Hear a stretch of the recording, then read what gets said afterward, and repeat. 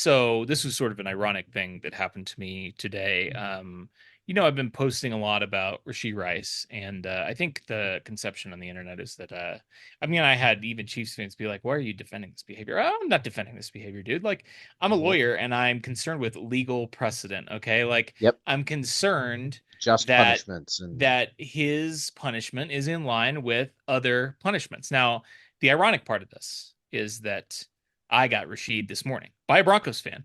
I was just driving back from work in downtown Denver, and a woman ran through a red light and just plowed into the side of my car. It probably had to have been at least 40, 45 miles an hour, set off my airbag, spun me around, probably totaled my car, which, whatever, it's got 230,000 miles on it. I was going to replace it anyway. But the worst part about it was she gets out of the car. She's indignant. She's like, "You ran this red light." Lady, there's cameras, right? Like, we know who ran the red light. It wasn't me. yeah. But she's wearing Broncos shirt. Mm. And there's part of me that's thinking, like, was I targeted?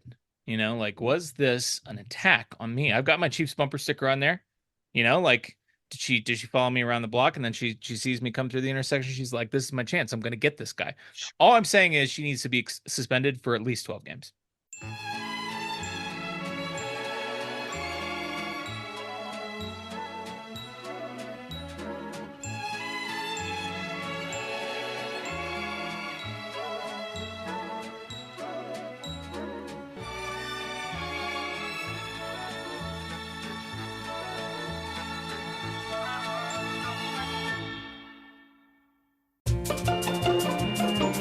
Welcome in to It's Always Sunny in Cheese Kingdom. I'm Austin. Find me on X at Real Bird Lawyer, Bird Law Expert on Blue Sky, where I'm mostly Sky about Warhammer, but occasionally about the Chiefs as well. Here with me, as always, my co-host Taylor at Taylor_Wit on X, IASIC on Sky. What's going on, buddy? Not a whole lot. I'm just going to go ahead and change your Ron Burgundy there Yes, from thank you. Twitter to X, and Yep. we'll never make that mistake again. No, we won't. Doing good, doing better than you. I have not been got hit by a car today. Yeah, well, So other reasons about the world is terrible, but not that. So doing fine. Do want to give some housekeeping stuff updates. We have started our fantasy season. We're kind of in the middle of starting it right now and with drafts and stuff, and we did complete the redraft draft on Monday night. So shout out to the 12 members of our IASIC redraft fantasy football league, and they did great. They did an auction draft and got some good bids and had a good time. So that was cool. And then we we have have a few our people trying to claw their way back up yes, we have to the several Dynasty people League. that had gotten relegated from Dynasty Best of down luck to to them. redraft, and they are now fighting for their chance to win in redraft and get back up to Dynasty. So that's always fun. And then, of course, our big highlight is our Cutthroat League, and that's Mm. going to draft the night before the season starts on 3rd of September. And it's 16 of us, and Sleeper has kindly for us integrated Cutthroat into its game modes. So Yeah, they heard us. they heard us and they knew that we knew ball and that we knew how to do fantasy leagues fun and have cool ideas. And so I know guillotine leagues have been around for a while, but look, our version of guillotine leagues, our cutthroat league It's is incredible. so much superior to anything anyone else has ever seen. And honestly, we get that feedback, objectively From from everyone that participants. plays It's in our not leagues. It's true. just us gassing That's ourselves actually up. that's actually correct. So we're really looking forward to that. That's going to be a 16-person draft. And then, of course, our Dynasty League is in full force and ready to go and get the season started. So it's that time of the year. It's a lot of fun. I'm fired up for that. If you are listening to this and you don't want to X us, tweet us, sky us, do whatever it is that stuff is, but you do want to reach out, of course, we have our Gmail account. It's always sunny in Chiefs Kingdom at gmail.com. You can ask to join our Discord as well, and we will let you into our Discord. And of course, we always appreciate rates and reviews. We don't do ads on this show, so we need your validation somehow. Please tell us we're good. Good, tell me good, tell me good. We got a great show for you guys today. We're going to hit the news, and as part of that, we're going to hit preseason week 3, talk about that a little bit, and then we'll get into the final roster. A lot to talk about. Because I was T-boned and my car was totaled earlier today, I'm not in the mood to do a 2-hour podcast, but I'm sure this will be at least 60 to 90 minutes of content, and I will make it up to you next week. Okay. All right. Assuming that nothing else horrible befalls me, knock on wood. we're going to have our dear friend Randy Gisarli on with us on Tuesday for our final episode before the Chiefs kick off the 2025 regular season next Friday in Brazil against the Chargers, which is going to be incredible. So stay tuned, get excited for that. But first, so we alluded to it, we teased it. We gave you a little professional teaser trailer as part of the little intro riff there. Rashee Rice has accepted a 6-game suspension. It's going to start in week 1. He will miss the Chargers in Brazil. He will miss Eagles at Chiefs in week 2. He'll miss at Giants versus Ravens, at Jaguars, and versus Lions. Woof. Yeah. Yeah, it's I mean, I guess all scenarios on the table, it's not the worst one, but it certainly doesn't feel great. It's 3 NFC teams, and I think that's the big Mm-hmm. saving grace. But you also have at least one definite AFC contender in there, in the Ravens and the Chargers. Who knows? But they were second in the division. They were a playoff team last year, and they are a divisional rival. The Jaguars have a new head coach. They could be frisky, and it's always tough to go down to Jacksonville early in the year and play there in that heat. I mean, the Lions and the Eagles, you got the two best teams in the NFC on the schedule there. Now, fortunately, Mm-hmm. those games don't count as much in the tiebreaker scenario since they're out of conference, but still, uh, I think we have to start by addressing the fact that there was never a conspiracy to allow Rashee Rice to play the first 4 games against the Chargers, Eagles, Giants, and Ravens before his September 30th meeting with the league office.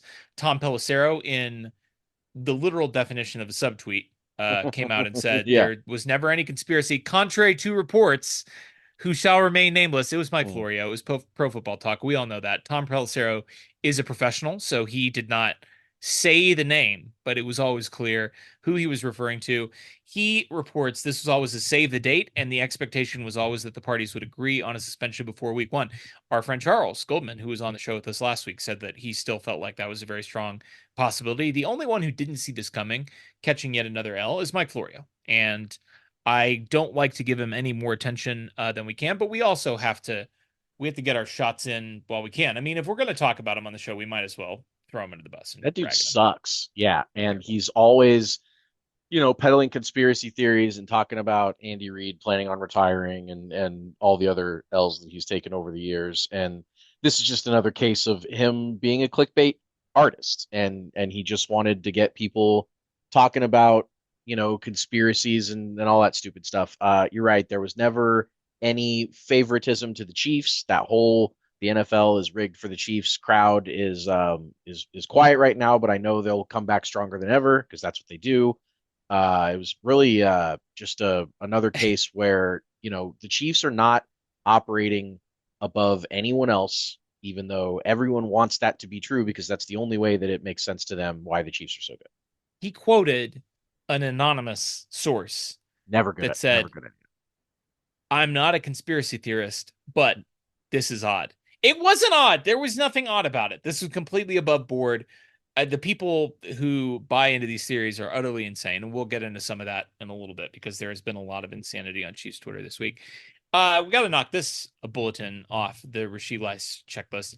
The NFL originally proposed a 10 to 12 game suspension, which is Ridiculous. utterly ridiculous. I can't, I wish, and we will never get the transparency and accountability from the NFL. We'll never get it. And I feel stupid for even bringing this up because I know it's never going to happen. But why? Can we have a one-page memo from NFL legal that says these are the reasons we felt like a 10 to 12 game suspension was warranted? Because Yep. frankly, we'll talk about it in a second. The precedent did not suggest anything close to those numbers. Deshaun Watson got 11 games for sexually assaulting like 30 women. Yeah. I mean, it's preposterous. It's absurd. I honestly think that the way the NFL goes about this whole disciplinary process is Please tell me. I'd love to completely hear the theory.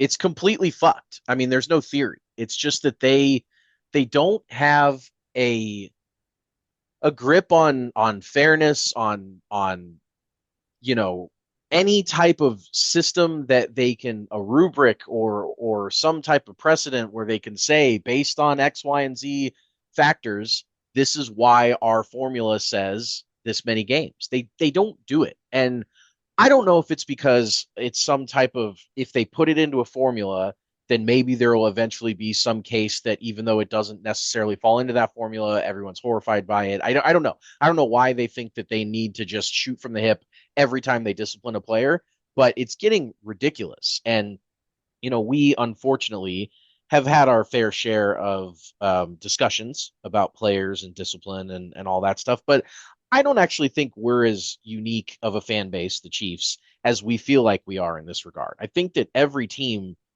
or most of the teams go through this type of like question and their players getting caught for stuff or suspended for stuff and they figure out why it is the length that it is and how long it's taking and why this happened in March of 2024 but he's being suspended in the beginning of 2025. I understand there was a legal process, but like, the whole thing is just it's absurd and it's ridiculous and I hate it and I think that Raj has gone too far. He needs to be stopped. He does need to be stopped, and the other fan bases need to be stopped. But I got to give my perspective on this as an attorney. And like, listen, I get that the NFL's disciplinary process is arbitrary and random, but the process of criminal justice in this country is not random. Now, it is inequitable in many ways. Like, okay, I get it. You're coming at me with your criminal justice reform. I get it. I hear you. Listen, uh, different states do things. We have 50 different criminal justice systems for 50 And different that's states, ridiculous. which is ridiculous. It is ridiculous. But and yeah, every judge is different. Do you give judges discretion? You get discretion. You get people like that rapist who got probation or whatever, Brock We Turner or need whatever his I name was. yeah, we You need AI you give judges, man. mandatory minimums, and then judges don't have discretion, and then you got people that are in prison for smoking marijuana, whatever. I get it. Listen, the criminal justice system is messed up, and somehow it still is a much better system than the Yes. NFL system because at Yeah. least it's a system. It exists. Uh-huh. It's tangible. You can see it.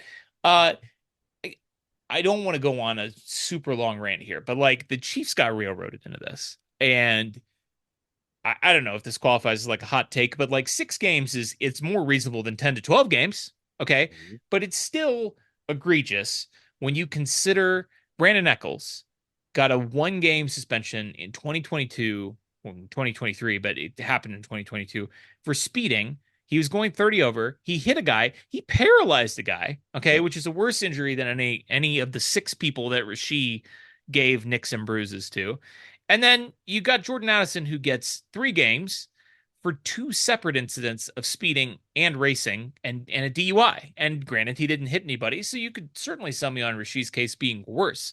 But you couldn't sell me on it being twice as bad or 6 times as bad as Brandon Eccles, who paralyzed somebody and he got 1 game. Now, I understand that the process is arbitrary.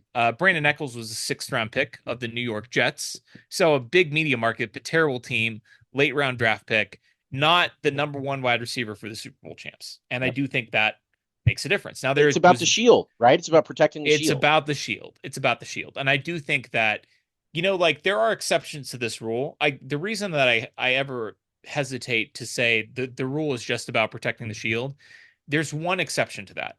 And that's what they did with Tyreek Hill, where he Mhm. completely embarrassed the league Yeah. in the most public, pretty horrific way that you Yeah. could with "You Should Be Afraid of Me Too," bitch, leaking on the first night of the draft and playing on every sports channel in the middle of the NFL's biggest event of the offseason, and they didn't suspend him at all. And that's like the only time, because they could have given him a couple of games. Like, It absolutely could they have. could have given him Yes. 6 games and nobody would have Yes. batted an eye at it. And Nope. instead, they gave him none. And obviously, that's because there was evidence behind the scene.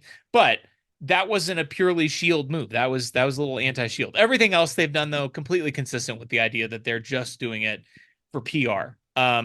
Anyway, to return to my point, the Chiefs, they get this 10 to 12 offer and they say that's completely utterly out of line. That's totally absurd. Absolutely not. We will not do this. And I get that the NFLPA is not, it's like the weakest union in professional sports, but Mhm. even the NFLPA was like, this is completely beyond the pale. No, absolutely no. Go fuck yourselves. And, Addison gets 3 games. We talked about it on the pod a month ago when that suspension came down. Like, is this going to kind of set the ballpark for Rashee? And does this mean that a decision for him is imminent? Well, we get, 10 days out from the start of the regular season and still no suspension for Rashee. They have that September 30th court date, or not court date, but hearing date with the NFL. And, you know, the Chiefs are starting to sweat at this point, right? They have to be because they have to make roster decisions. They made those roster decisions on Tuesday. We'll talk about that. They have to plan for some kind of suspension, but they don't know how to plan for it. They don't know when he's going to be suspended or how long for. And if you look at it from the Chiefs' perspective, and this is why I say they got railroaded, I guarantee you that the Chiefs and Rashee Rice and the NFLPA all think that 6 games is too long. I'm certain that they did not go to the NFL and say that is a I agree. completely reasonable suspension I agree. because it's not if you look at what other guys have been suspended for similar conduct. But I mean, you're a week and a half out from the start of the regular season, and if you go to September 30th, his hearing date with the NFL without an agreement in place, that's after week 4. You've Yeah. played your first 4 games of the season, but now you've gone in and you've talked to the NFL after week 4 before week 5. The NFL is probably not going to make a decision the next day, and I don't think somebody can correct me if I'm wrong. I know we have some listeners that are deep into the CBA stuff. I mean, there's no guarantee that he goes into the league office on September 30th and the NFL gives him a suspension the following week, right? They can, Mhm. as far as I know, they can string this out for as long as they want. They can just pocket that suspension and say, yeah, we'll give you one eventually. I don't know when it's going to be. Yeah, you chose to fight this. Good luck Might to you, be the buddy. playoffs, buddy. Might be the playoffs, buddy. Maybe we'll string this out to November and then drop a 10 game ban on you anyway. Now, of course, there is an appeals process.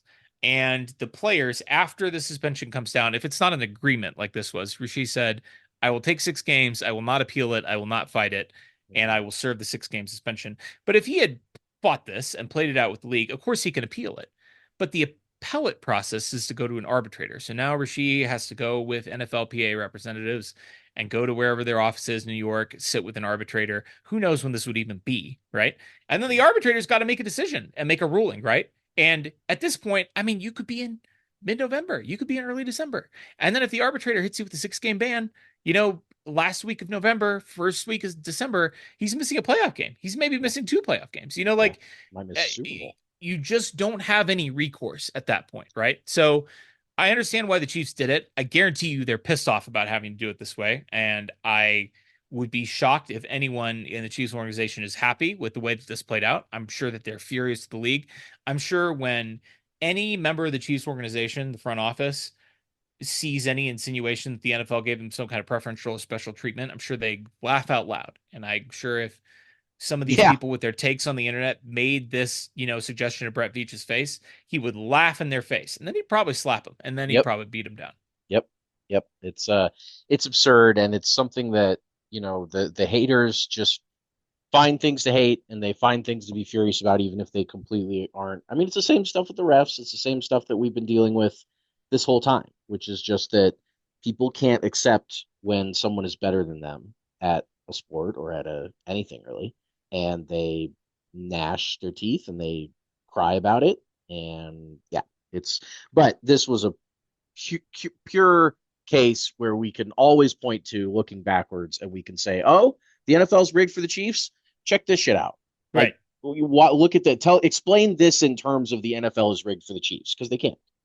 No, they can't. And I guess we should briefly talk about the practical implications here. Chiefs are going to miss Rashee Rice for the first 6 games. We'll talk about how they're approaching that from a roster building perspective when we get to the roster recap here at the end of the episode. But it sucks. It's a tough stretch of the season. They're not going to have their number one wide receiver, but at least they know the process isn't going to be dragged out. He's been officially suspended. He's serving suspension now as of today. We're recording this on Thursday night, so it is what it is. Now, Let me give you a silver lining. Number please, one, please.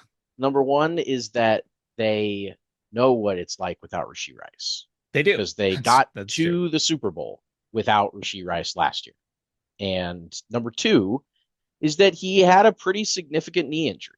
And I'm He not did. saying He did. that that he's still hurt from it, but if he could have used some extra time, because it was week 4 last year, Mm-hmm. so it was already a Yep. month into the season, and a pretty significant knee injury, which just means that, we're not even quite a year removed from that injury. So if there was a gap or a time period of the schedule that it would make the most sense for Rashee Rice to voluntarily sit out some games, it still makes the most sense for it to be right up front and for him to get fully healthy and ready, and then can just hit the ground running in week 7.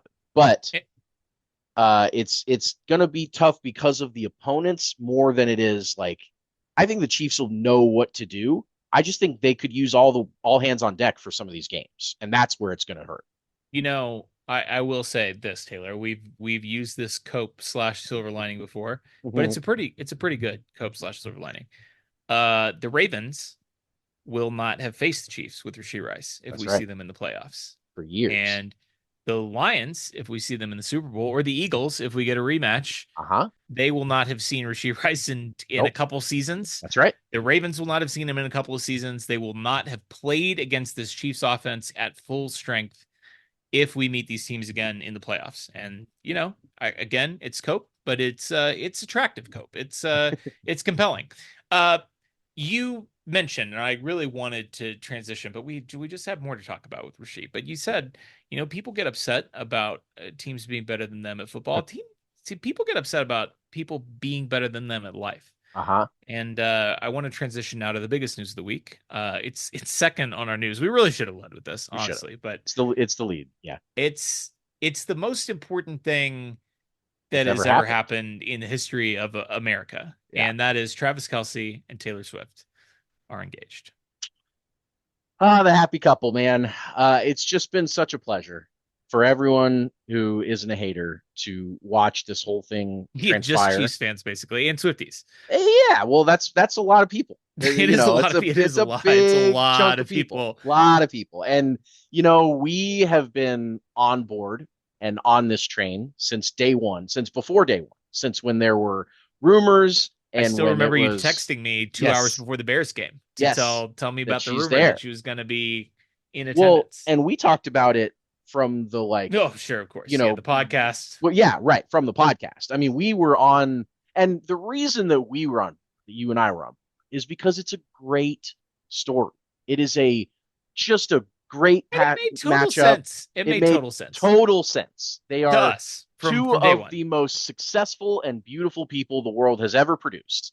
And they were eligible and they were the same age and they were everything just made the most sense. And we love Travis. We obviously love Taylor. And to see them finally make it official and get engaged and announce it after the unbelievable podcast episode that she was on, Hmm. where they just everything has been so positive and great and fun with them for a long time now. I'm thrilled about it. Yeah, and which, by the way, didn't they record the podcast after the engagement? Did I read that? He proposed that night after the podcast. Oh, nice. Okay. Yes. So they recorded it. She said a bunch of stuff like he was a human exclamation point. He was feeling all kinds of ways, and he Sure. just said, Yeah, "Listen, understandably. we got to go to a garden or a It was in his something." backyard, I think, is what I read, is that he Okay, did it at sure. his house. Yeah. Ed was a little bit confused about this, and he Okay. said his house in Lee Summit, but what Yes. he meant was his house in Lee Wood. That's hard. It That's is hard hard, and it's for actually non. Lee Summit is sort of like a weird high level mistake to make for Ed Kelsey, who I Yeah. assume has never lived He in Kansas City. he Like if named you're from another Kansas City, place yeah, right, here. exactly. Like Lee Summit, I mean, that's not near the Yeah. stadium, really. I mean, it Yeah. kind of is. If you'd said Lawrence, like another It's kind east of of it's east of yeah. downtown. So I mean, Yeah. in the sense that No, you're like right. It's really I funny. guess if he missed the exit to the stadium and kept driving for a while, Uh-huh. Uh-huh. maybe he might end up He at said least he seven at some proposed in point. his house in Independence. Like he just Sure, right, yeah, yeah. just naming random cities in the area, Peculiar, Loch Uh-huh. Lloyd, he Uh-huh. it Uh-huh. could have been anywhere. It seems like it was in his house. It was obviously a very classy affair. This made a lot of people really angry, which Yeah. A lot of people. because that's sort of in our wheelhouse as a podcast, we Yeah, it is. probably should spend a little bit of time talking about how angry it made people, and really specifically Bills fans. Yeah. I feel like Bills fans are sort of they're in a unique cuck chair when it comes to That's a this great way particular of thing, putting it. because not only are they as a team beholden to us and Yes. we're totally their daddies on Yeah. the football field when the games matter, Yeah. and we allow them to have their little regular season wins, which is hilarious. It's a very funny bit. But also the Josh Allen Haley Steinfeld thing. Like that's probably, I mean, I can't think of another one. I've Brady Giselle when they were both active and Mm-hmm. married. Uh, Mm-hmm.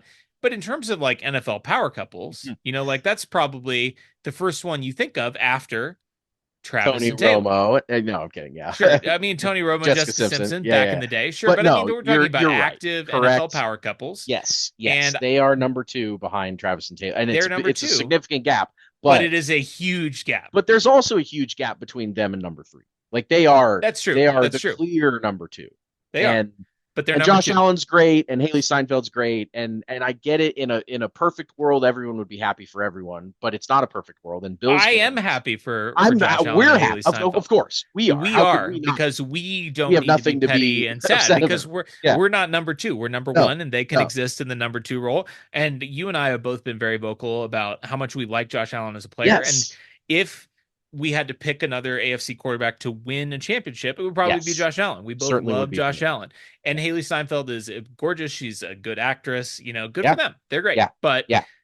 Bills fans, for some reason, they Are just not great. can't. They just can't deal with the inferiority complex. Like if the situation were reversed and Taylor and Travis were on the Bills, but the Chiefs were still the ones that it was I don't know Travis and Haley Steinfeld and Okay. Josh Allen and Taylor Swift. Yeah. Like okay, the Bills maybe they don't have any Super Bowl rings, and sure, maybe Josh Allen has lost every time he's played the Chiefs in the playoffs, but he's engaged to Taylor Swift. The Like most famous person on the at universe. least they would be number one in something, Yeah. like they would be, but instead they're number two of both things, They are. which has got to be really hard. And it clearly is very hard because their reactions on Twitter when this news broke were completely deranged. Including the most common one, which was talking about how they couldn't believe or they weren't surprised that Travis and Taylor announced their engagement on one of the Stupid. busiest days of the off season when everyone was looking like, give me a break.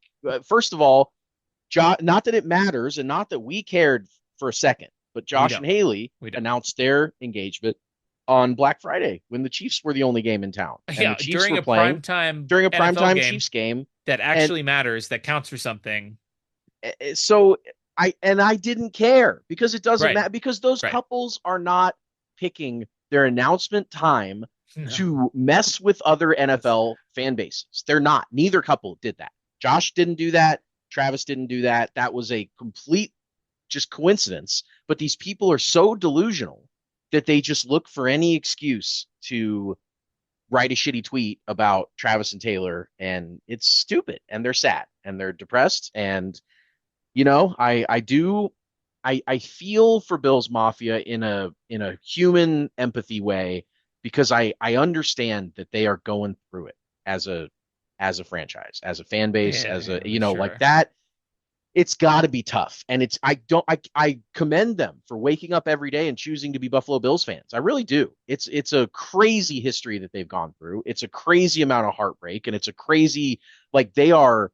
I still have the most respect for Bills Mafia of any opposing fan base, just because I think that they're the ones that actually have earned their craziness. All the other people are just stupid crazy.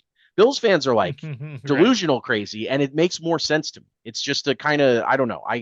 I feel bad for them, but at the same time, whenever they come at the Kings, they best not miss, and they miss literally every time they come at the Kings. Man, let's talk about something that matters even less than whose celebrity are we versus, and that is the preseason. But it's funny. Preseason week 1, we did the whole 5-star men, the Chiefs. Yeah, we alluded tried to get the Chiefs back into system. it. Rivalry, we tried to give rivalry. a rivalry. We're just gonna raw dog it straight into week 1. We don't need any practice. No. We pulled out the starters in week 1 of the preseason, and we were did. like, we're gonna go all out. Then we were like, we did it. We've been running this offense for 6 seasons. Exactly. I mean, we're ready. You and I know what we're doing. Yeah. We don't need to do it anymore. So we're not gonna do the whole shebang for this. We'll save that for the Chargers in 8 days. But we are going to talk about this game a little bit because as our friend Charles Goldman mentioned on the pod last week, the Chiefs, this was kind of a math problem for the Chiefs. Why are they playing in preseason game 3 instead of preseason game 2? Game 2, they kind of sat everybody. And we saw 3 drives from the starting offense and more or less 3 drives from the starting defense out there against the Bears. And we have to talk about it because, as we've discussed on the show before, there are the preseason doesn't matter except when it does. And I know you know which preseason moment I'm going to talk about here, which one Sure, I'm going to bring up. sure. But Patrick Mahomes' first preseason, he threw a 69-yard touchdown at Tyreek Hill in Atlanta, Hmm. Hmm. That and mattered. Tyreek twerked in the end zone, and then that offense. I mean, he went on to throw 50 touchdowns and over 5,000 yards and win the MVP, and take us to our first AFC Hmm. Championship game in 30 years, and hasn't looked back since. We've never No, missed one since then. no. Uh, it felt like this preseason game mattered. It did, especially with the way the previous season ended. That's another reason why it mattered. It's like, Mm-hmm. Mm-hmm. the Chiefs have a lot of experience and they have a lot of pressure and all that stuff. And they're used to all this stuff. They've played a season more of football over the last 7 years than every other team in football because of all their playoff games. But when the playoffs end the way that the last playoffs ended, you need to get the taste out of your mouth as soon as you possibly Yes. can. Mm-hmm. And it was great for Pat to throw a touchdown in the first pass attempt of the preseason. That was cool. But it was a 1 yard pass, and it was the only pass he threw until this game. So it was like we needed to see more. We needed to actually really get the taste out of our mouths. And boy, I got to tell you, the bad taste is out, and the good taste is back with a vengeance. It Mm. was that was a juicy deep ball to Thornton that he threw.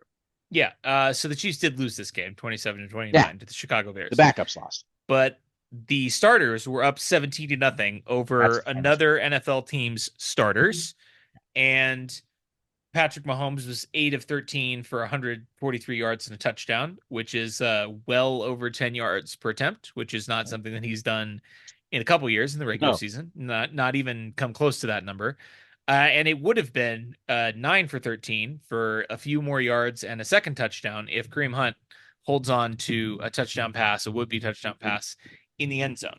right Uh, in his chest, not a hard catch. I mean, which you're not projecting much there with if you say you could have held on. Right. Sure. And for those scoring at home, that would mean that the starting offense would have gone 4 for 4 scoring touchdowns Hmm. on their 4 drives. Now, granted, one of them started at 7, but 13, but or 13, whatever it was. But still, the 13 is an point important is number, Austin. it is an important number, and I'm glad that you remember exactly which number it is. And by the way, the reason that Taylor announced that yesterday is because it was 13 days after the podcast. It's not because it was NFL Cutdown Right, Day and she was right. trying to. Numerology, guys, keep Yeah, up. exactly. Come on, please. As if she would care about NFL Cutdown Day. She does care deeply about the number 13 now.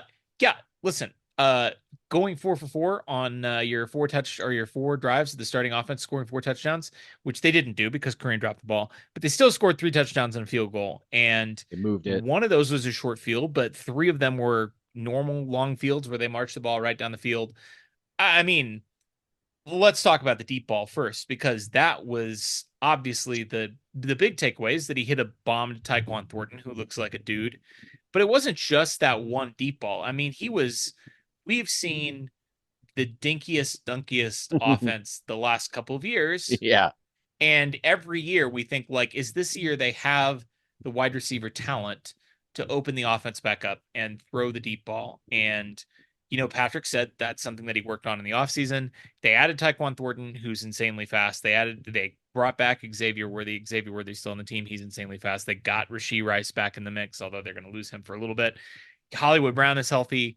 I mean, the talent and the speed on this offense is insane. And you saw it not just on the deep ball to Tyquan Thornton, but I mean, guys were wide open all over the field on these The 3 drives. the deep ball is hilarious when you look at the all 22 because literally there were 3 targets 20 plus yards down the field that Pat could have gone to easily and dropped So it in there. I stupid. mean, So it was a ridiculous.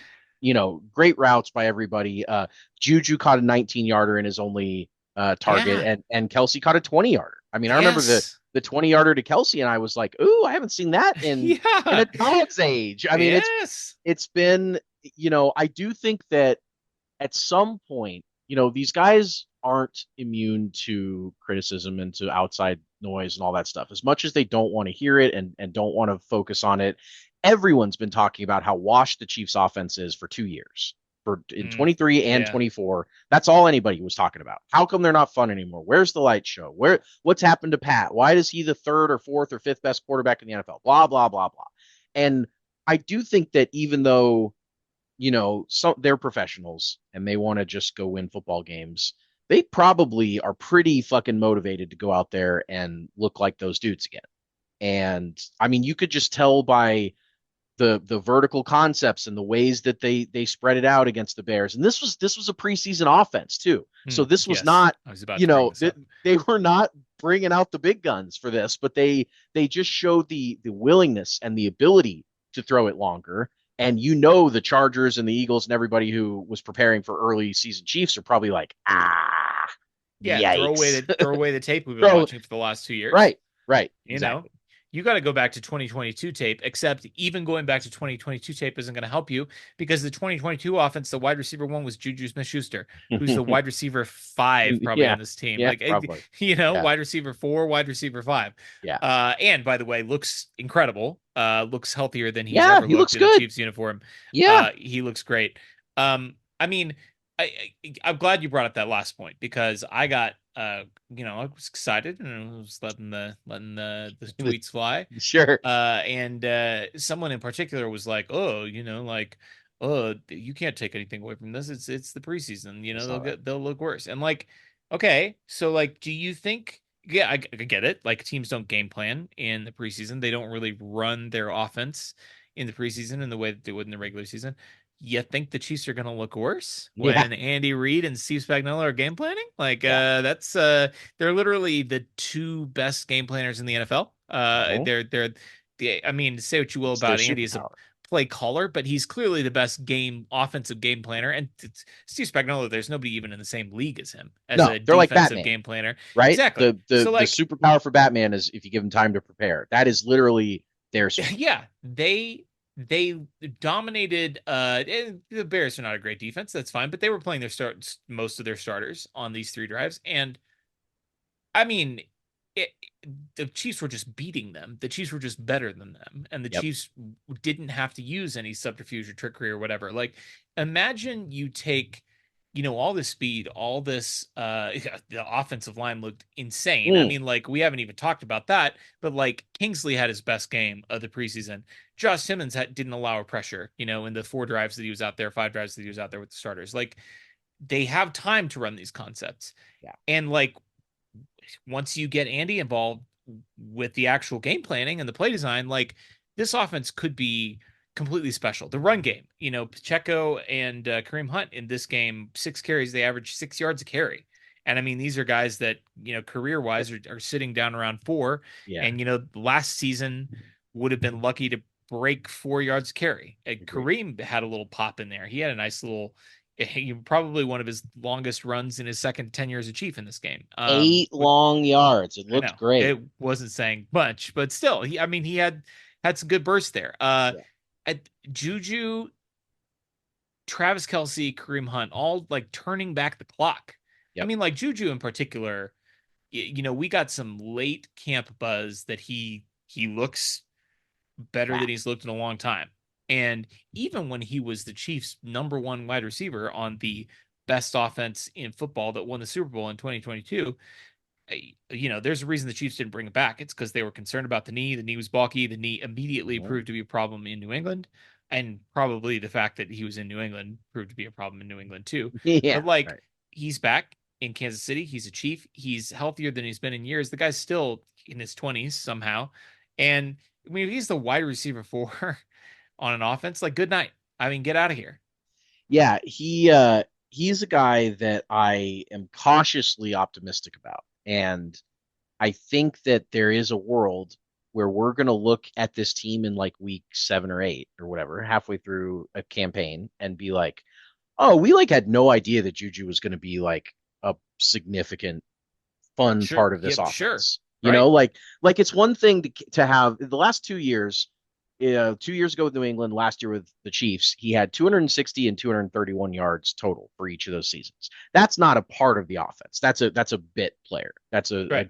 Right. but the 2022 version of Juju had 933 yards. Obviously, we're not expecting 1,000 yard season out of him. He won't get the targets. He won't get the volume. But like that type of player where you can throw to him reliably, and he had a couple really exciting plays even last year for the Dude, Chiefs. he He had a didn't. 130-yard game. I just was Yes, looking it of the up. I mean, 231. Yeah, of yeah, the Saints. against New Orleans. Yeah, Yes. exactly. I mean, he has the flash, and if you can sprinkle him in with other guys that we have seen high ceilings on, I mean, Worthy and those guys. We don't even really need Hollywood Brown to be healthy. I mean, this team, of course, we would love it, and it would be fun because we haven't seen it yet. So who knows what a healthy Hollywood Brown in a full season of Chiefs uniform is like. But the point is they've insulated themselves enough at the wide receiver position that if a couple things don't go well, Rasheed's suspended, Hollywood's maybe not a great part of the offense or whatever, they can still use the weapons that they have available to them. I mean, I'm actually kind of interested to see, guys Thornton and Brownlee and guys that are the Sure. bottom part of the roster, like Remigio. Brownlee, Remigio. I mean, he's going to be the returner. I don't know if they'll really use him on offense, although he's shown that they could.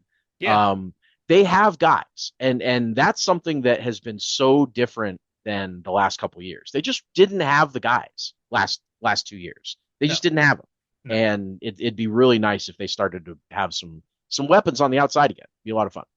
Mm. Let's talk about the guys. I feel like it's time to get into the roster. I do want to say one more thing actually about the offense before we Okay. get in here. Uh and I feel like even to my relatively untrained eye, this is significant. The Chiefs starting offense has run like a lot of jump ball, ISO, Mm-hmm. fade stuff, Mm-hmm. especially in the red zone. And they've run it successfully a couple of times for touchdowns, one to Brownlee Yeah. in week one, and then to Rashee in this last game, Yep. where it's essentially a one-man route and Pat's just putting the ball up there and letting his guy make a play. They have never done that with the Patrick Mahomes offense, Nope. ever. Nope. And while they don't game plan like they would for the regular season, it seems very deliberate that they would put this stuff on tape. And now the rest of the NFL, just like us as Chiefs fans, gets to wonder, well, did they put that on tape because they're not going to do it? Or did they put that on tape because they are going Well, to do it? the cool Or, the cool thing yeah, I about mean, ISO plays is that it doesn't really matter if you put it yeah, on tape. right. Like what the point of the play is that my guy's going to beat your guy. My guy's going to beat your guy. And if you put that on tape and they watch that, they go, "Well, shit.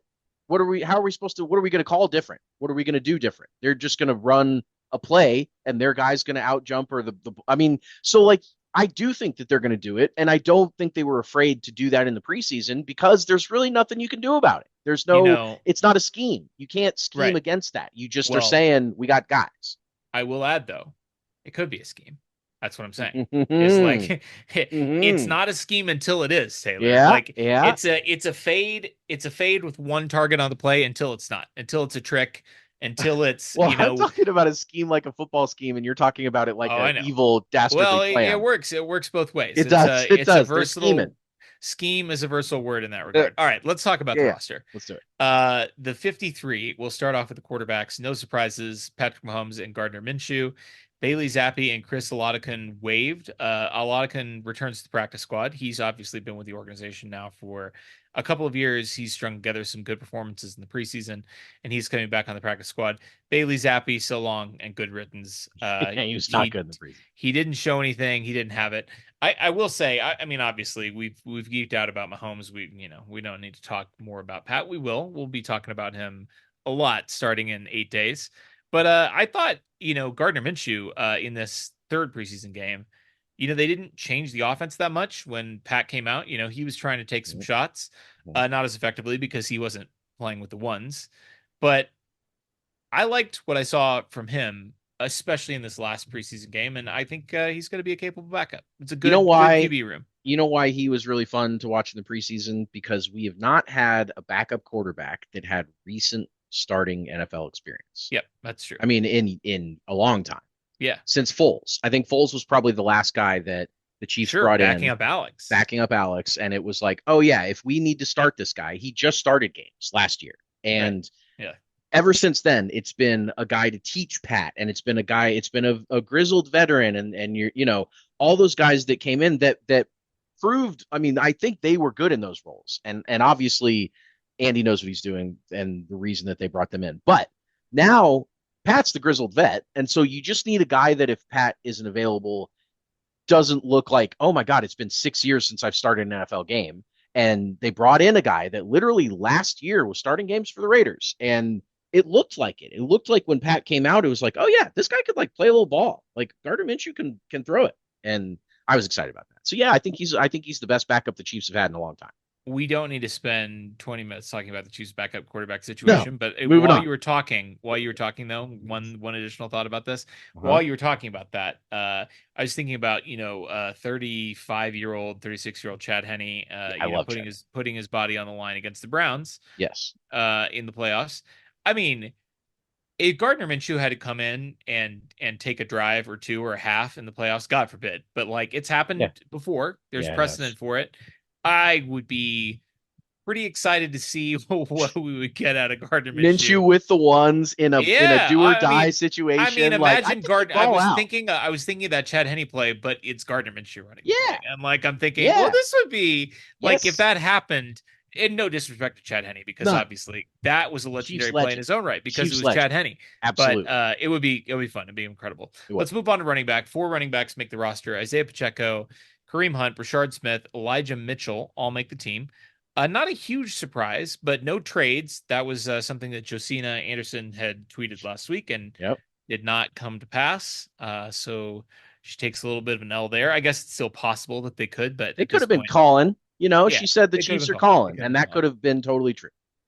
Carson Steele, I feel like when we were talking roster with Charles last week, he was kind of a guy that we knew was maybe on the bubble a little bit, but between Steele and Brashard Smith, Charles's point was that we know Carson Steele can stand up to a 17 game Mhm. NFL season because he's built for it, and Brashard Smith not necessarily. Now then, Brashard Smith balled out the last two preseason games after he kind of stunk in the first one and was out there with the ones, getting those little Texas Looking routes and good. looking great. I mean, he dropped the ball that, yeah, I mean, it was That's all right. maybe it wasn't quite a drop. Like it was But definitely a tougher catch. Pat yeah, put a little bit too much zip on it, but it hit his hands. In any case, not a super surprising situation here. Veach said that they plan on having three active running backs on game day, which you would think that Mitchell would probably be the odd man out there based on the way that the yeah, preseason usage have been. Pacheco and Kareem Hunt being the early down hammer, and Rashard Smith in the passing game. Joining Steele on the practice squad will be Clyde Edwards-Helaire, who was cut by the right. Saints, and I would be shocked if he is elevated in anything other than a procedural move to get him a little extra game check or keep his health benefits rolling or whatever they need to do. But he's back. I mean, I think if a guy like Smith, or if he gets dinged up, he's a wide receiver, converted wide receiver, he's a rookie, maybe he just gets to the point where he's a little burned out or something like that. I mean, yeah, you're right. I could see them making the call to Clyde to just come up as a body and just be part of the team. The guys love him, absolutely Yeah, love him. I mean, sure. and He's Travis and all like a those guys. mascot He's at a this point. yes, and so I love that they brought him back in this type of role. This is much more suited for where he is at his point in this career instead of actually getting meaningful snaps. But I mentioned last year after he came out with that podcast interview, I'm never going to say another bad thing about Clyde Edwards-Helaire again. I think Yeah, what he's that's gone fair. through and what Yeah. his mentality has been is completely admirable and crazy. And I mean, the PTSD stuff, I can't imagine. So for him to still be playing football is great. And when the Saints cut him, I'm really glad that the Chiefs saw an opportunity to bring him back on the team. And then the rest of the running back room, like you said, not a ton of surprises. I mean, I know Steele had endeared himself with the fans immediately. He's a He's cool got a looking pet guy. He's alligator. got a pet alligator. He's a cool story. A fullback is so easy to like. It's such an easily likable position because you're just a big honk. Like you're just, it's a different breed than what the other NFL players are these days. But at the end of the day, it's kind of I mean, it's not quite extinct, but it's certainly an endangered species to be a fullback in the NFL. And that was, I just think, he's the fifth one on the depth chart. And if that ends up mattering, then the Chiefs are probably in trouble. But he's fine to have on the practice. Let's move to the wide receivers. They started with 8. They're down to 7 with Rashee Rice being suspended for the first 6 games. The original 8 were Rashee Rice, Hollywood Brown, Xavier Worthy, Juju Smith-Schuster, Jalen Royals, Tyquan Thornton, Niho Remigio, and Jason Brownlee. Rashee, of course, is going to be gone the first 6 weeks. The Chiefs clearly planned for that because they broke camp. The final roster was 8, and they obviously knew that Rashee was maybe close on a deal when they made that decision. Seven other wide receivers to start the year. So those will be the seven the Chiefs roll with: Brown, Worthy, Juju, Royals, Thornton, Remigio, and Brownlee. We were pretty sure that Tyquan Thornton was a lock. And boy, I mean, after he Mhm. tracked that deep ball and hauled it in preseason game 3, I mean, I feel like, I mean, people think that he's a dude, and I think you he is, know, dude. I think he might be a dude. I think he I might be a mean, dude. I always look at, I know that draft profile is not everything. There have been plenty of successful players in the NFL that have had a poor, Especially for the Patriots. I mean, well, right, but right, but exactly. But he's definitely a guy that had the bona fides to be an NFL stud. He had the speed, he clearly he had. 9.77 relative athletic score I at mean, wide receiver. I mean, that's that's a compared to dude. That's other wide hard to. receivers. That's Wide compared to other receivers wide are freaky receivers. athletic, and to be in the 97th percentile, 98th percentile rounded of wide Uh, receivers is impressive. And I and don't it's actually know that we've ever voiced his RAS on the podcast I sure before. haven't. I mean, I Um, didn't know it was I just 977. I no, I want to read this to you. Yeah, I please want do. I want to read you the metrics here.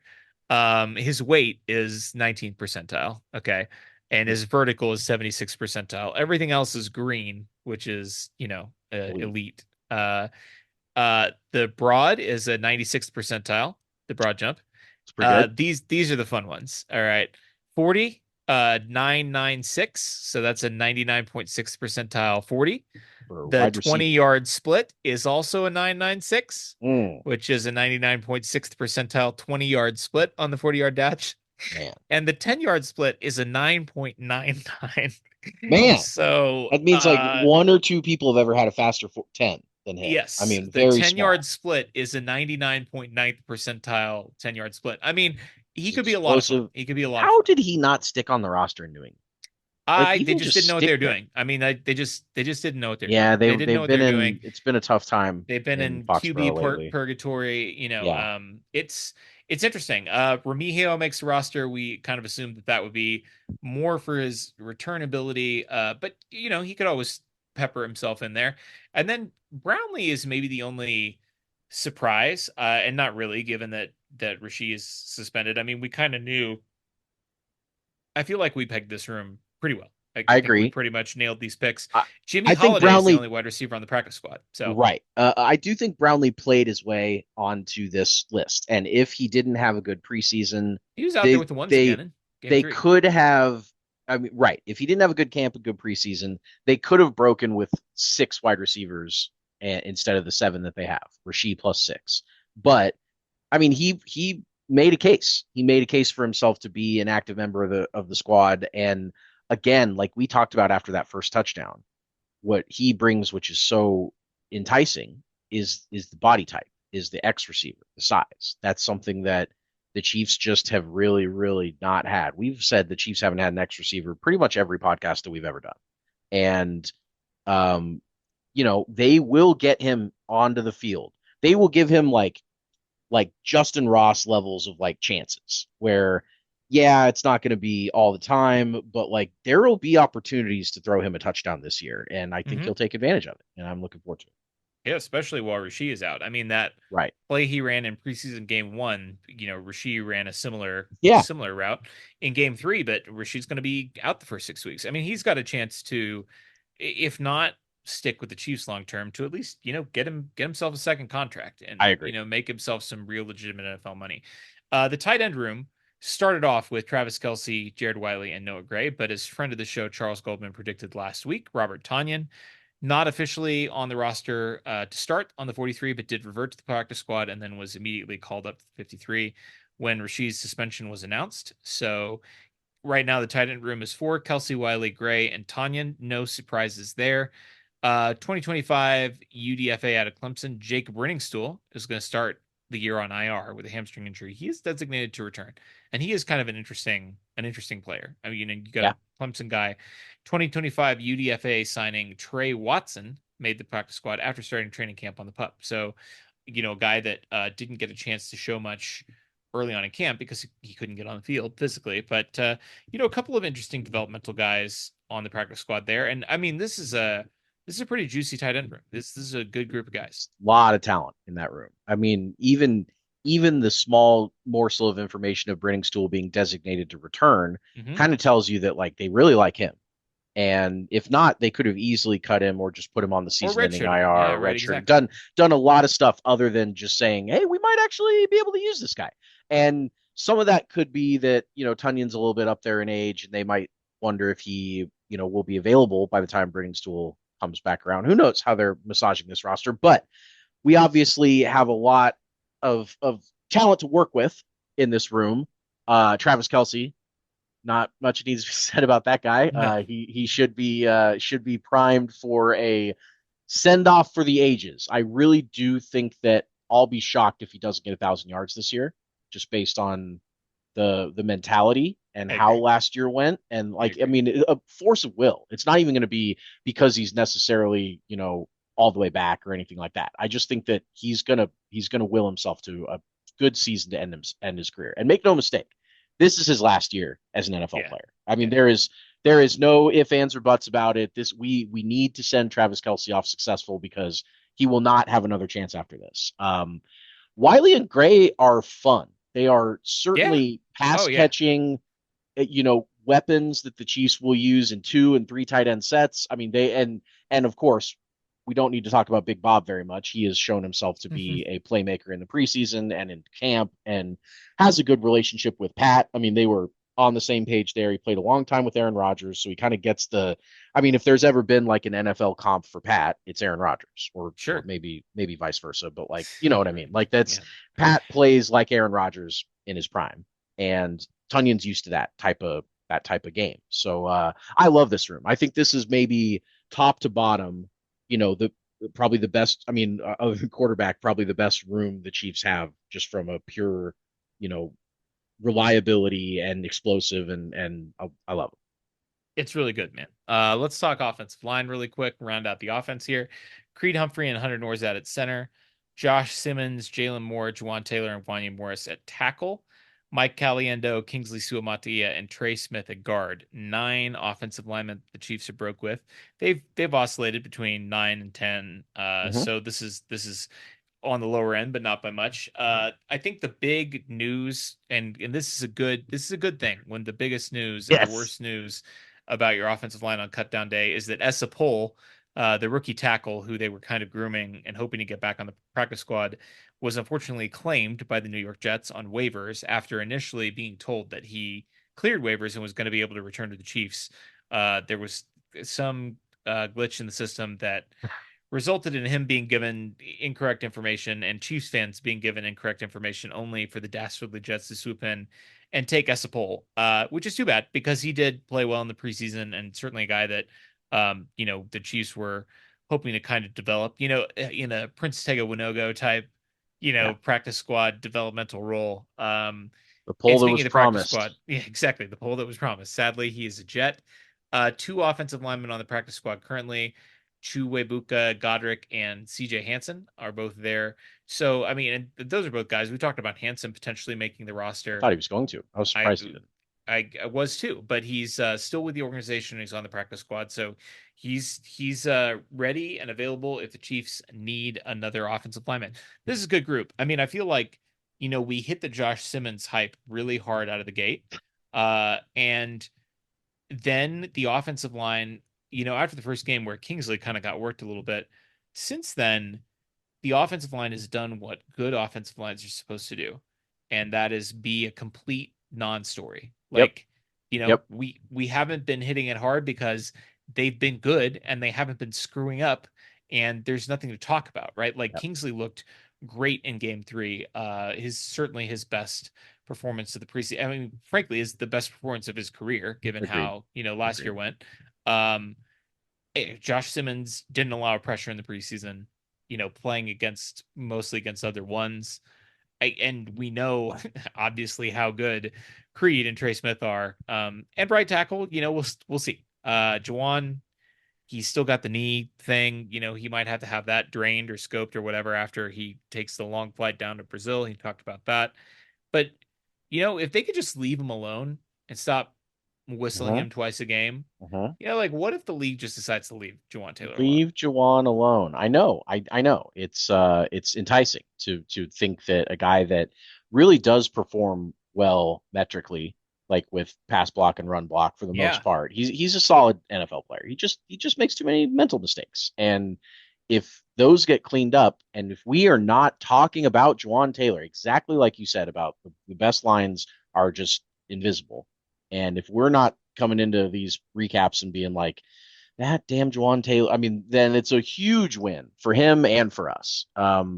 Also, the reason that I'm not too broken up about Essapol, number one, because you're talking about like the sixth tackle on the team, and everyone's pissed that the Jets grabbed him, and like, okay, guys, that's totally fine. He is not a player that I mean, Wanya Morris is a better player than him, and he's probably not going to see the field very much. So, number two, being a Jet has not prevented any player from coming back to the Yeah, it's Chiefs true. Very after true. they have gone to New York. So that is, I would bet dollars to donuts that Essapol will be a Chief at some point in the future and maybe even the near future. That's good. We'll get to one of those former Jets here in a minute, but first let's hit the first group on the defensive side, the edge rushers. Mike Dana, Ashton Gelati, George Karlaftis, Charles Omenihu, and Malik Herring. No real surprises there. Tyreek Smith, a former fifth rounder for the Seahawks in 2022, joining the practice squad along with 2025 UDFA Ethan Downs out of Oklahoma, who was cut by the Jacksonville Jaguars. I mean, again, no real surprises here. A couple of guys for depth on the practice squad. Obviously, Gelati's a guy that has flashed a little bit.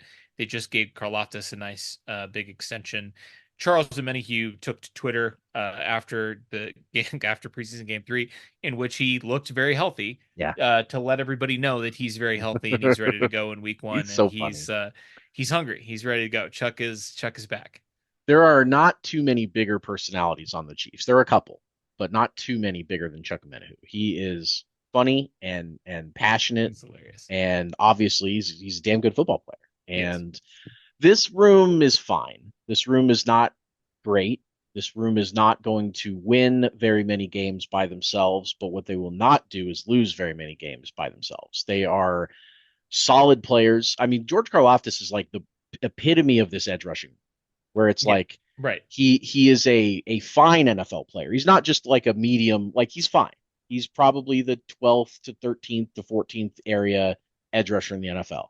And that is good enough to be on a championship caliber team, as he will tell you by his championship rings, that he is good enough to be a starter on a Super Bowl winning team. But it also doesn't, this room doesn't command the type of salary and cap Yeah, percentage. there's not a Micah Parsons out there, you know. No, no, there's not. And that was our breaking news of the day too, was of course Parsons being traded to the Packers, which was NFC wild. trades, man, we love it. We do. Keep them out of the Keep AFC. and what we'd love even more than that is an AFC to NFC trade, which doesn't really happen Yeah, these days never anymore. happens We now. would love for some of the superstars to leave this conference, Yeah, that but would be fun. the edge room's fine. They're good. I think that with a healthy year of Charles Omenihu, this team, I mean, they're certainly not going to be saying like, "Where's our pass rush coming from?" I don't think so. We'll see. Kind of, especially combining that with our next group, which is also pretty stout. Yeah, pretty stout. Obviously, FAU would have been probably in the Malik Herring spot, or maybe they would have Yeah. taken 6 guys here. Yep. But unfortunately, he's out for the year with that hamstring tear. The defensive tackle room, one of the guys on the team that's a bigger personality than Charles Omenihu, Chris Correct. Jones, of That's who course, I was Sack thinking. Nation. Yeah. Yeah. But he's really the only guy on the defense that you would say, yeah, he Uh-huh. he could give Chuck Chris and Trav Omenihu. were my two bigger Yeah, personalities that I right. was thinking of, and Sure. literally Chuck would be third on the team. Yeah, I think that's completely fair. You've got Chris Jones, you've got Omar Norman Lott, the rookie, you've got Jerry Tillery, and they brought back a former Jet, Derek Nottie, who has been with the Chiefs. He left to go to the Jets, and before the season even starts, before he ever suits up in a real game for the New York Jets, he is back.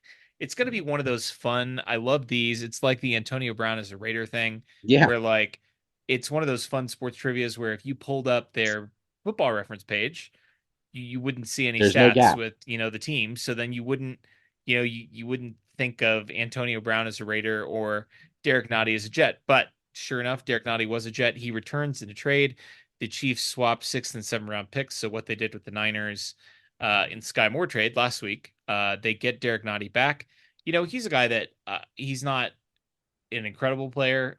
He's the best player probably from that first Brett Veach draft class, and he's had a long and he's been solid. He's been fine. And the Chiefs clearly, it's funny because they didn't like him enough to bring him Mhm. back, and they let him go sign with the Jets. And then, on cut down day, they thought, or the day before cut down day, they thought, hey, who we would like to have back is Derek Nottie. So they make that happen. On the practice squad, Marlon Tui Pelotu, who we thought would be a candidate potentially to make the team, Yep. Roderick Martin, and then Zach Pickens, who has a very interesting name, Zaccch Mm. Pickens, and a very interesting athletic profile, 9.23 relative athletic score. Not big in the weight department, but now this is hilarious. We talked about it with Tyquan Thornton. This is a defensive tackle. His Yeah. his speed grade as a DT is hilarious. 94th percentile 40-yard dash, which for a Mhm. DT, I mean, he ran a 4.8, Mhm. 4.89. Big looking So move. let's Yeah. call it a 4.9. But still, Yeah. he ran that at 291 and a 92nd percentile 20-yard split, and then a 96th percentile 10-yard split. Just saying, get him out there. An 84th percentile three cone. So He's it's got some interesting. moves. Yeah. Pickens is definitely a nice little pickup for the practice squad. And I mean, in general, the DT room, I said the room was stout. Really, of course, I'm talking about Chris Jones. Everyone else is fine. Norman Sure. Lott's got some juice. I mean, they talk about him pretty highly, and that's maybe some rookie, just some gassing up some rookies. But like Tillery and Noddy are going to be able to cycle in. But of course, this room starts and stops with Big 95, and if he's going to be able to kind of, you don't need him to turn back the clock very much. He was very good last year, but like continue to be a game wrecker.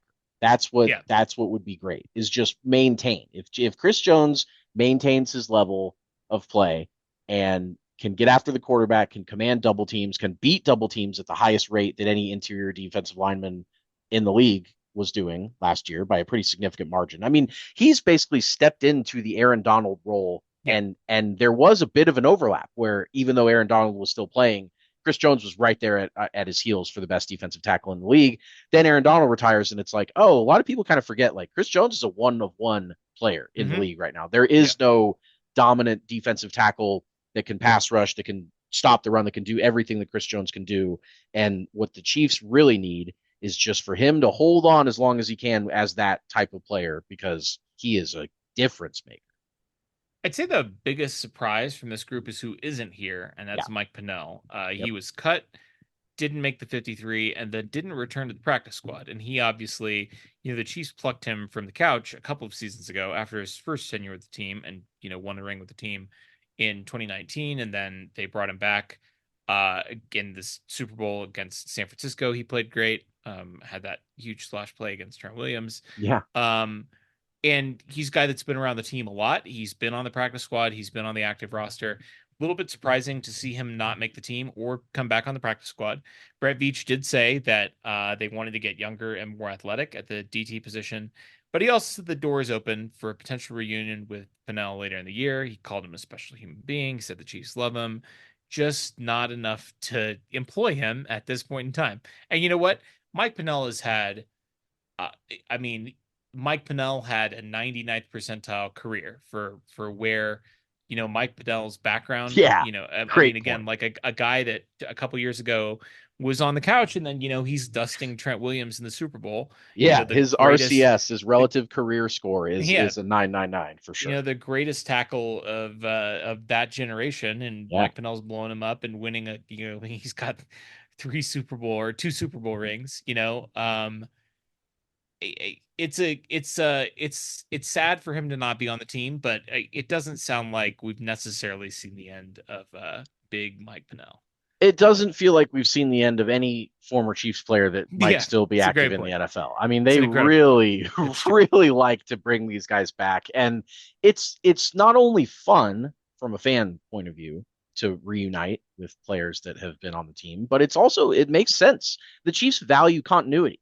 They Yeah. value, not only like the guys that they like and they know the personalities. When you bring in a guy that you've already spent a lot of time with, you know what type of distraction or non-distraction he's going to be in the locker room and all that. But more importantly, these schemes on both the offense and defense are complicated. And if you can get guys that can hit the ground running and not have to teach them a new language, I mean that's a huge advantage. And yes, I again, like anybody that has spent some time with the Chiefs that has gone on to other places, it will never be a surprise to see any of those guys walk back in the door because the Chiefs value that. And I think that Mike is a good, he's not going to probably go to another team. It doesn't seem like. I don't think he's at the point of his career that everyone's knocking down the door to bring him in.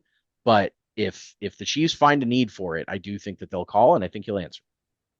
Let's look at the linebackers. Chiefs break camp with a pretty typical 6 in this room. They typically take 5 or 6. Drew Tranquil, Nick Bolton, Leo Chenal are your starters. Jeffrey Bassa, the rookie, 5th rounder, makes the team. You've got Jack Cochran and Cooper McDonald rounding out that room. Cole Christensen is the odd man out in the linebacker room. We kind of figured he would be the 7th guy, and he is, but he is back on the practice squad. Cooper McDonald is kind of a fun one. UDFA played for 3 different colleges in Washington, San Diego State, and TCU. I mean, he made some splash plays in camp and preseason. He wins the job. The Chiefs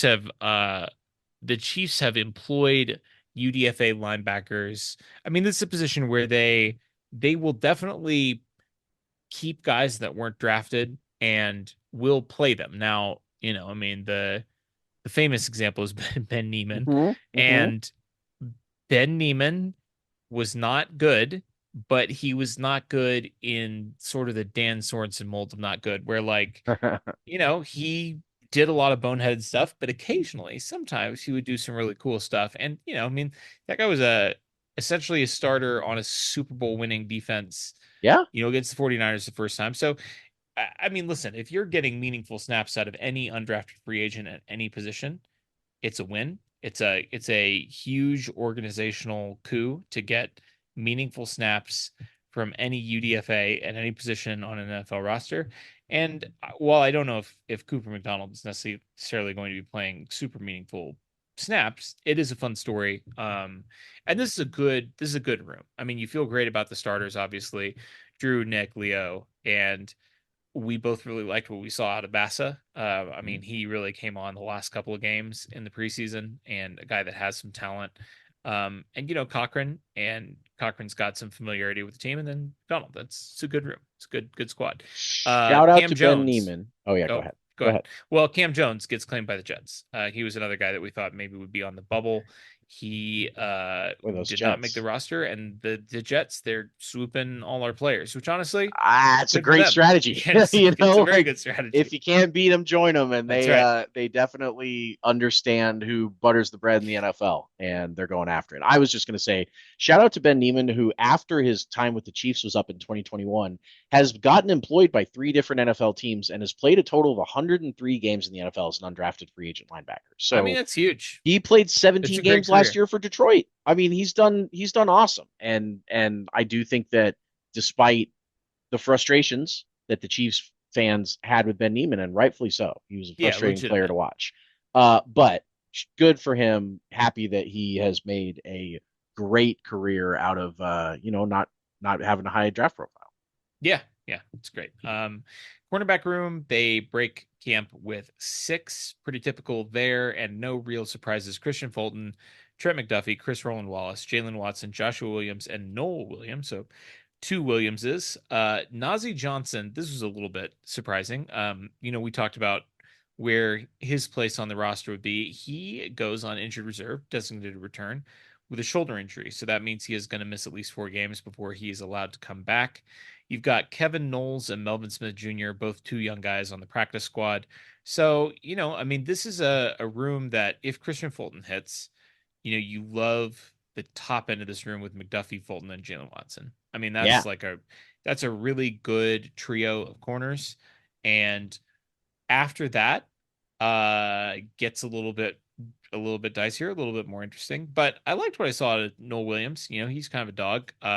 Joshua Williams has certainly had his moments, and so is Chris Roland Wallace, and so is yeah, Nazeeh Johnson. I mean, like yeah, the Chiefs have it kind of I don't know who it's going to be at the end of the year. I mean, if everybody stays healthy, your three starters are going to be Fulton, McDuffie, and Watson. But I don't know who it's going to be. But like they're going to get meaningful snaps from all these guys, Sure, you rotate those guys. Yeah, and probably I mean, I could absolutely see a guy like Noel Williams, coming in and at some point being a starter and being pretty good. I just like I have total complete faith in the Chiefs defensive back coaching staff to make these guys better than anyone else in the NFL can make them. as you should, because they have proven time and time again that that is what they do. They are just elite at developing defensive backs. Dave Merritt, of course, is the ringleader there, but Spags has a huge part of it too. And I mean, as with all these position groups, I've been looking at them with just one goal. Is this position group worthy enough to win a Super Bowl?